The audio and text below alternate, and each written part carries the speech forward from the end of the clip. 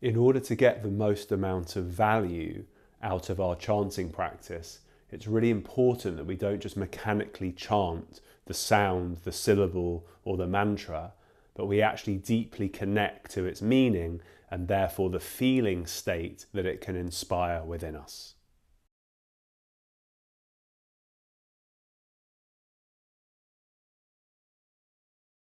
In the last few videos, we've been looking a little bit at how chanting mantra can be a hugely beneficial practice as part of our general yoga practice.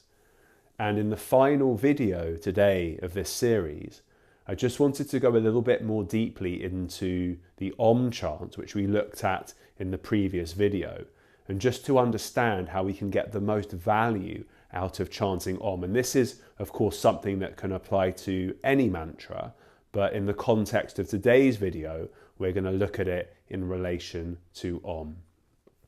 So as always, we look to these ancient texts such as the Yoga Sutras of Patanjali or the Bhagavad Gita or Hatha Yoga Pradipika, for example, in order that we might understand a little bit more about why we are doing any given practice. And when it comes to pranava, which is the name given for the Om chant, as mentioned in the Yoga Sutras of Patanjali in the first chapter,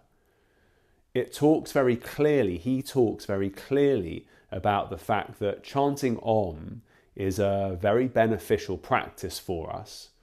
but it's only beneficial if, as we chant, we reflect on the meaning and also the feeling of that chant. The feeling that can arise within us is known as the Bhava. And sometimes we use a bhavana, which can be loosely interpreted as visualization, in order that we can move into the Bhava or move into connection with the feeling state. Now, Om is mentioned in the Yoga Sutras initially in relation to Ishvara, which is one of the key principles of the divine or the divine essence that is mentioned in the Yoga Sutras. Now, we won't go into defining this in too much detail today, but the Yoga Sutras has very specific things to say about the divine, which make it slightly different to the way that the divine is referenced or mentioned in, let's say, the Bhagavad Gita, for example. But essentially, it is still a being or an energy that we have reverence for, that we have respect for, and that is the ultimate teacher. And one of the things it says is that it's a Purusha or an awareness that has never been embodied and that has never been subject to the effects of karma or rebirth. So it sits outside of that, which is why it's known as a special Purusha or a special awareness. Now, when we chant, the idea is that what we want to do is to chant Om, but at the same time reflect on the nature of Ishvara. So reflect on the nature of the divine and link that reflection into the chanting of the Om syllable, the Om mantra. And what's interesting is that if you read, for example, Swami Shivananda of Rishikesh, he talks about the fact that the Om syllable essentially represents the substrate or the foundation of all of existence. He also says that Om is the physical manifestation of the divine, which often we can't see, but it's the vibration that causes life, that causes creation all around us. So even through these small examples and the reverence we might have for an energy or an entity that causes life to arise, that is the substrate of life, that is the vibration of all life's activities, we can begin to understand how now when we chant Om and we try to bring a feeling of reverence, of humility, of wonder, of awe, perhaps even joy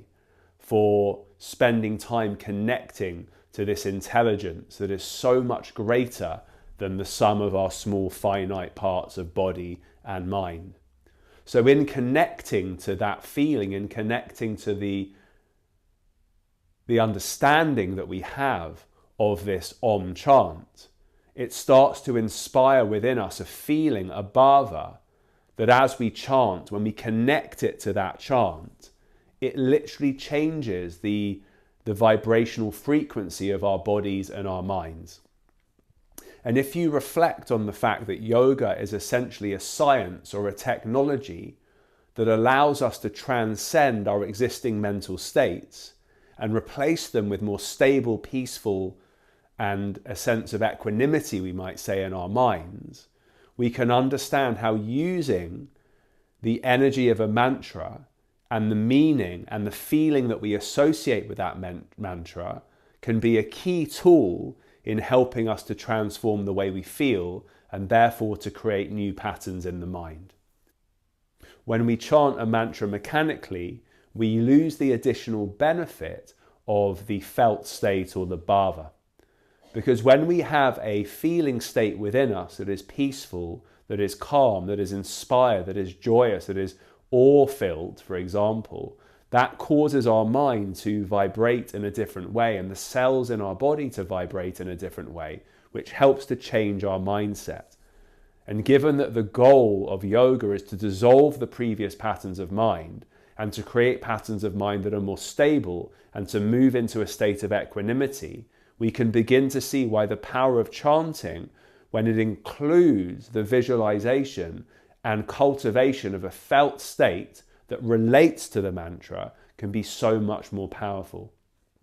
The beauty of this type of practice also can really be felt in our day-to-day lives, because, for instance, if we are feeling slightly stressed or emotional or challenged by the many things that life throws at us, and maybe we have a journey, maybe we're on our way to work, maybe we need to get on a bus, or maybe we need to go and walk to pick up our child or to go to the shops, we can actually decide that during that journey, we can mentally repeat the mantra in our minds.